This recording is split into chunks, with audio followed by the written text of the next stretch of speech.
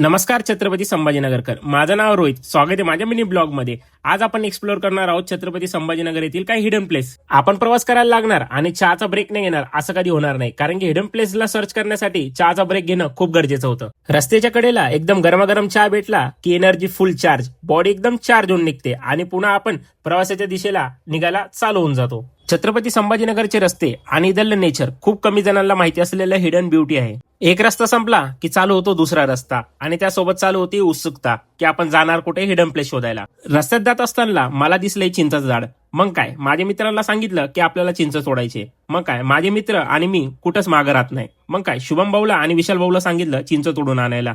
मग काय, त्यांनी पण तोडून आणले व रस्त्यात जात असताना आम्ही ते खाल्ले. छत्रपती संभाजीनगर ऐतिहासिक शहर असल्यामुळे असे दरवाजे तुम्हाला भरपूर ठिकाणी बघायला मिळतात. आता आपण पोहोचलो आहोत एकदम अतिशय शांत आणि पवित्र ठिकाणी. भगवान महादेव भोलेबाबांचं ऐतिहासिक मंदिर या ठिकाणी आहे. स्थानिक लोक सांगतात हे मंदिर सुमारे 900 वर्षापूर्वीच आहे. त्या काळात ऋषी मुनी आणि साधू संतांनी येथे तपश्चर्या केल्याचे मानले जाते. आजही स्थानिक भाविक महाशिवरात्री, श्रावण महिना आणि अशीच विशेष दिवशी इथे दर्शनासाठी येतात. प्राचीन काळी साधू संत येथे तपश्चर्या करण्यासाठी येत असे. या पाण्याचा वापर अभिषेकासाठी केला जात असे. पाणी आणि शिव दोन्ही शुद्धीकरणाचे प्रतीक आहे. इथे आल्यावर एक वेगळी शांतता जाणवते, जणू भोलेबाबा स्वतः या ठिकाणीवर लक्ष ठेवून आहे असं वाटतं. शिव म्हणजे आदी आणि अंत, पण ते भक्तांसाठी महादेव आहेत. छत्रपती संभाजीनगर मधील अजून खूप जणांना हा हिडन प्लेस मित्रांनो माहिती नाही. आपण आपल्या हिंदू धर्मानुसार इथे येऊन भोलेबाबांची भक्ती केली पाहिजे व भोलेबाबांचं दर्शन घेण्यासाठी एकदा तरी जीवनात इथं आलंच पाहिजे.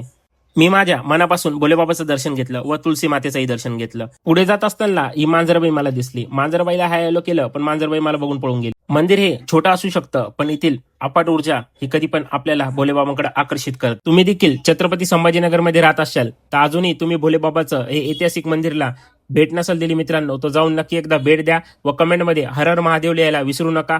ब्लॉग आवडल्यास मित्रांनो मला लाईक, शेअर आणि कमेंट करायला विसरू नका आणि फॉलो करायला विसरू नका. भेटूया नेक्स्ट ब्लॉग मध्ये.